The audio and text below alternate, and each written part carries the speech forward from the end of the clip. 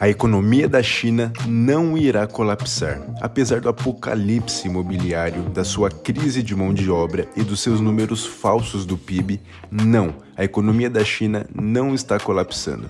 Quer dizer, o YouTube está cheio dessas alegações, então vamos ver algumas delas. China is crumbling. Tá bom, isso foi bem intenso. Vamos ver outra. Economists worldwide know that China's recent social unrest is a signal of a complete disintegration of the Chinese economy. E outra. And how this could quite literally lead China to the edge of the next Great Depression in a very short amount of time. E claro, a China parece estar em apuros, com uma enorme crise imobiliária, corridas aos bancos, lockdowns rigorosos devido ao vírus, fuga de capital e um modelo de crescimento que literalmente perdeu o fôlego. Mais possivelmente, um cenário de colapso total ou grande depressão pode ser extremamente improvável por duas razões. Primeiro, o sistema político da China não se assemelha em nada ao dos Estados Unidos, quando este entrou na Grande Depressão. Segundo, a economia da China não se assemelha em nada àquelas economias asiáticas que estão realmente colapsando, como Sri Lanka. Então, vamos analisar essas diferenças.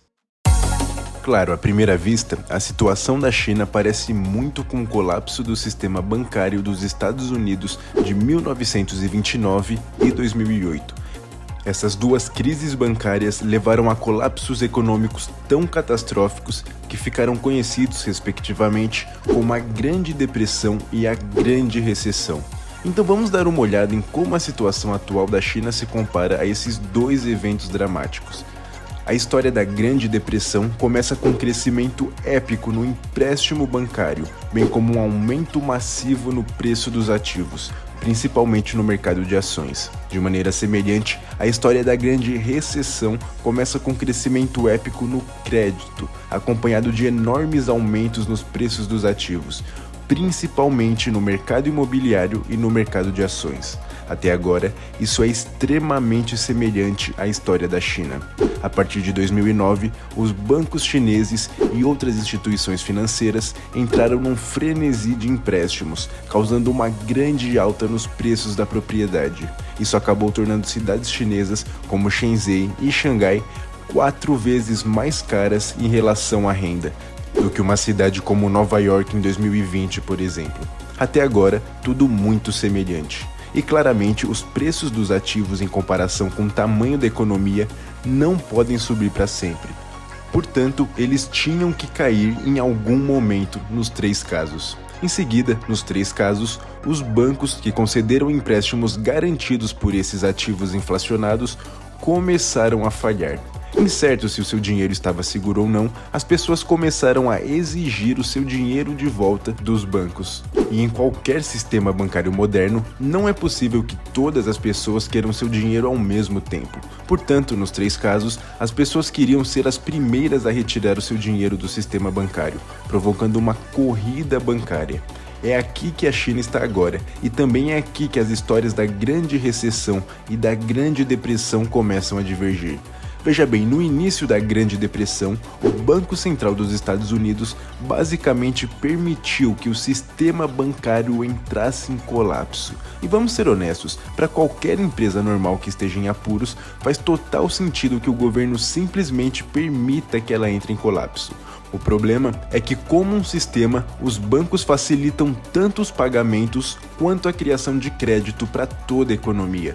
Portanto, deixá-los quebrar é um pouco como deixar todas as empresas de eletricidade falirem ao mesmo tempo. Pode ser justificado do ponto de vista moral, mas você destrói toda a sua economia no processo. No caso dos Estados Unidos, levou uma década para a economia se recuperar. No entanto, em 2008, após ver o estrago causado pelo colapso do banco Lehman Brothers, o Banco Central dos Estados Unidos acabou resgatando o sistema financeiro. Novamente, não é justo deixar os banqueiros escaparem após criarem uma bolha.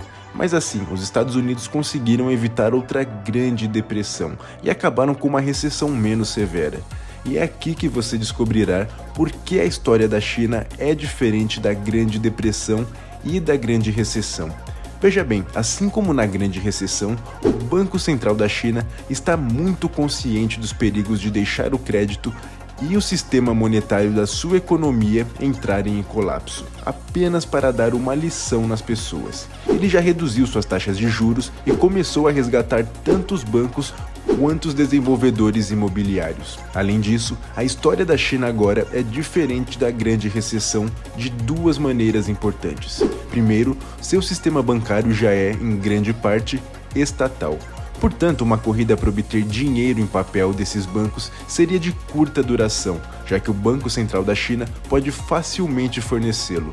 Segundo, ao contrário dos políticos dos Estados Unidos que esperaram que a bolha entrasse em colapso por conta própria, a bolha chinesa foi estourada pelo próprio governo, especificamente quando implementou sua política de 3 linhas vermelhas, que exigia que os maus desenvolvedores imobiliários começassem a desalavancar.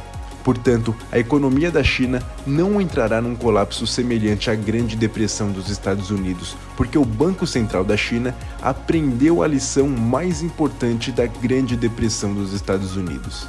Sim, comportamentos imprudentes devem ser punidos, mas não quebrando toda a sua economia. Além disso, acredito que a crise da China não será tão severa quanto a Grande Recessão. A razão é que o governo chinês valoriza mais a estabilidade do que o governo americano. Portanto, suspeito que ele tentará gastar mais intensamente para sair dos problemas. Mas nesse ponto, você pode dizer que não se pode comparar a China aos Estados Unidos, porque os Estados Unidos emitem a moeda de reserva global. Eles têm mais margem para gastar e sair dos problemas, porque são basicamente financiados por países estrangeiros que precisam desesperadamente de dólares. E uma característica chave dos problemas atuais da China é que os investidores internacionais parecem estar fugindo do país em massa. Então, talvez não deva ser comparado aos Estados Unidos, mas sim a outras economias asiáticas que estão atualmente entrando em colapso numa espiral inflacionária, como Sri Lanka. Bem, na verdade não, e aqui está o motivo. A razão pela qual a China pode salvar o seu sistema bancário se quiser é que, ao contrário do Sri Lanka, a China conquistou a sua independência monetária, e ela alcançou isso de duas maneiras. A primeira foi se tornar uma superpotência manufatureira.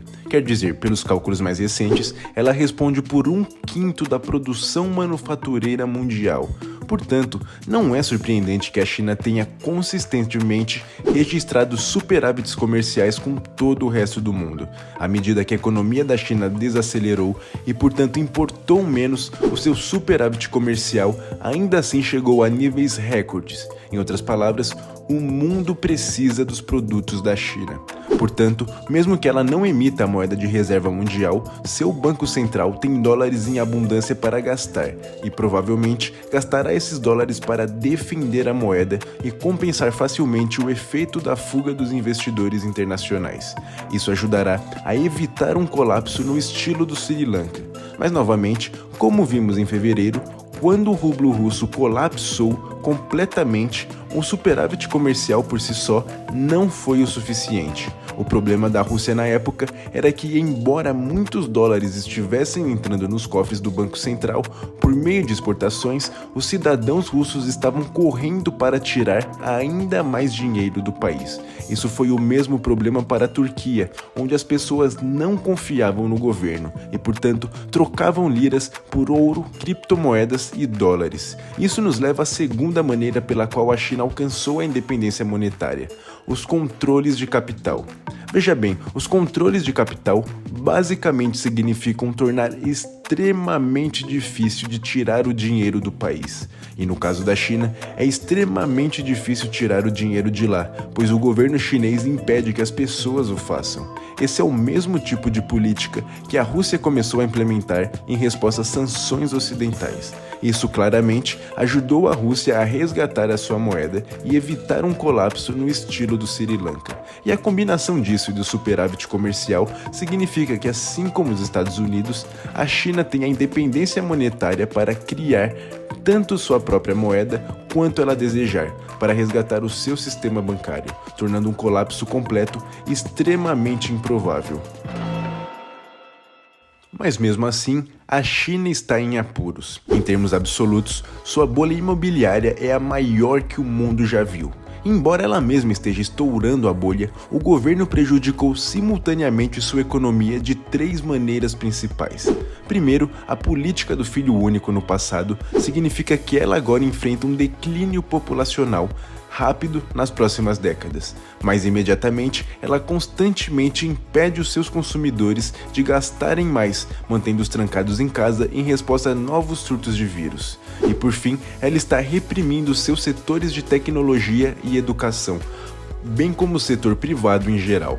Mas como ela já conquistou a independência monetária e provavelmente aprendeu as lições da Grande Depressão dos Estados Unidos, simplesmente não acho que ela irá desmoronar. Em vez disso, acredito que uma breve recessão, seguida por uma grande intervenção do governo e em seguida um longo período de estagnação ou declínio lento, como o Japão, é o cenário mais provável.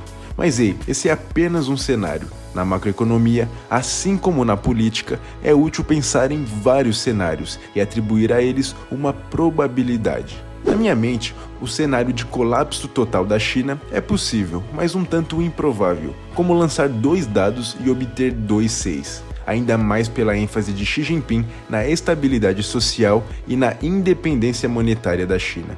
Por outro lado, acredito que uma recuperação econômica totalmente sustentável seja como acertar 2 5, 2 4 ou 2 3, ainda assim um tanto improvável. Finalmente, todas as outras combinações de dados representam um cenário de estagnação, no estilo do Japão.